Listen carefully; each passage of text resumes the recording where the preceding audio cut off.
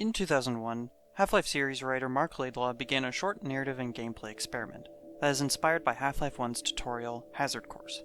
Hello and welcome to the Black Mesa Hazard Course, where you will be trained in the use of the hazardous environment suit. The narrative surrounding this is similar to the Half-Life 1 version. Gordon and the player are learning basic game functions in a test environment, with Gina from the first game being replaced by Dr. Kleiner. Al Robinson, the voice actor for Half-Life 1 scientists, and Dr. Kleiner was brought in to do voice work seemingly just for this idea. 5 different maps were created for this idea leading into 2002. 2 of these maps are mostly visual iteration, mainly textures and props for the space. The central narrative and gameplay concept remains the same. These 2 maps are Hazard and Proto-Hazard. Hazard 01 is the most complete version of this concept. The age of these maps, like other beta maps I have shown, has required some changes in order for them to be seen in-engine. As you will soon see, there were some things I could not fix due to models or textures not existing, or other engine issues. For Hazard 01, the following changes were made in order for as much of it to work as possible. Here it is with no commentary.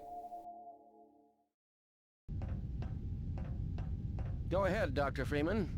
See if you can hit that crate with the supplied ammunition.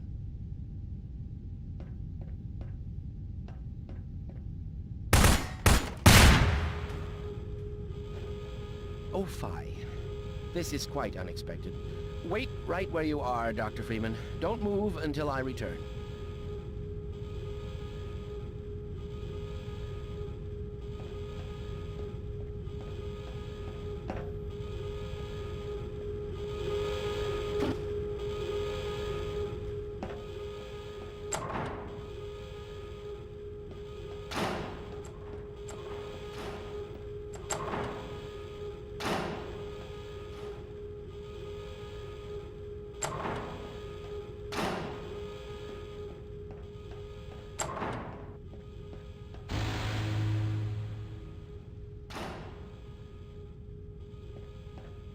What's going on in there? Look at these readings. It seems to be...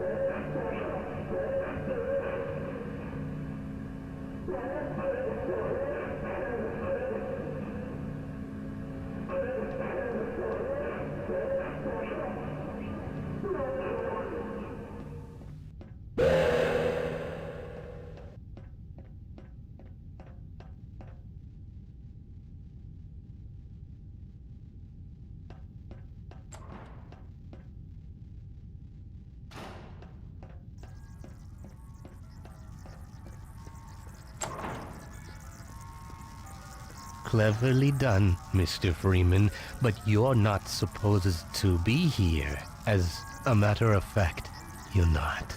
Get back where you belong and forget about all this. Until we meet.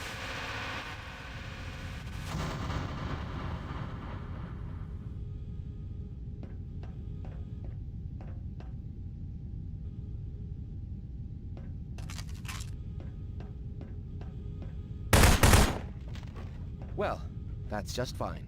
You may advance to the next area now.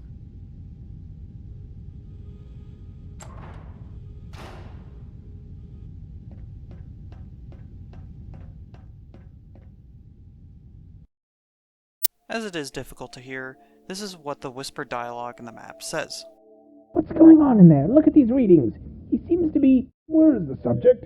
Get him back on course. We need re-immersion therapy now. The remaining 2 maps were created while working on these 3. They were side experiments named hazflick and hazruin. Their goal was to test out the idea of a map changing all of its textures right in front of the player, basically trying to do something similar to the other world from Silent Hill.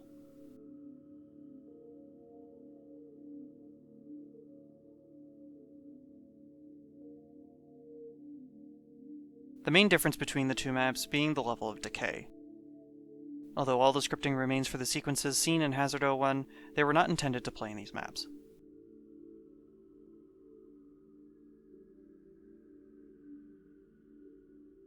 The way this was achieved was by teleporting the player back and forth from an identically shaped space with different textures. Later, when writing the intro train ride for the game, Mr. Laidlaw considered integrating some of the dreamy imagery from the Hazard maps into it, in order to make the player feel like they were still within the G-Man's influence.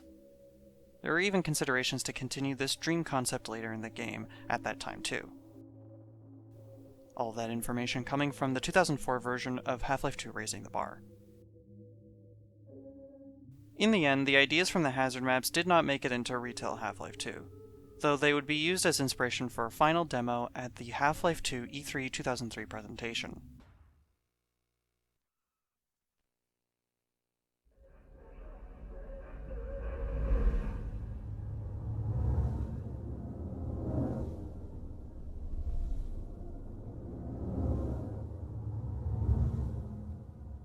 Well, well, isn't this just like old times?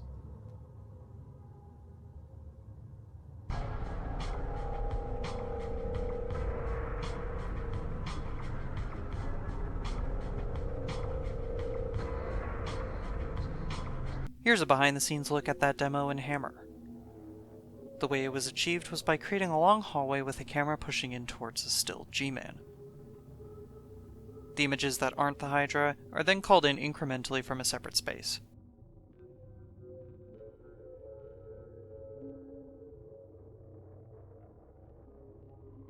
All of the ghostly images are made from brushwork. Here are those images on their own. The images I have marked are ones that were also used in the original Hazard maps. Only one did not get reused, and it's this small eye image. It seems that one was remade with the larger eye texture used in the demo. The math equation is named Calabi in the files, suggesting that this is the Calabi conjecture, a real equation referenced in both the 2003 version of Black Mesa East and the retail version. We're closing in on a reliable local teleport technology, something the Combine still hasn't mastered. Now, Eli thinks their portals are string-based, similar to our Calabi-Yau model, but they failed to factor in dark energy equations. We're closing in on a reliable local teleport technology, something the Combine still hasn't mastered. Eli thinks their portals are string-based, similar to our Calabi-Yau model, but they failed to factor in the dark energy equations. The string of text is called G-text, possibly meaning G-Man text. The text appears to be some sort of medical commentary about Gordon Freeman specifically. If this is supposed to be text from G-Man, then it would suggest he was intended to have more connections to human known science than previously thought.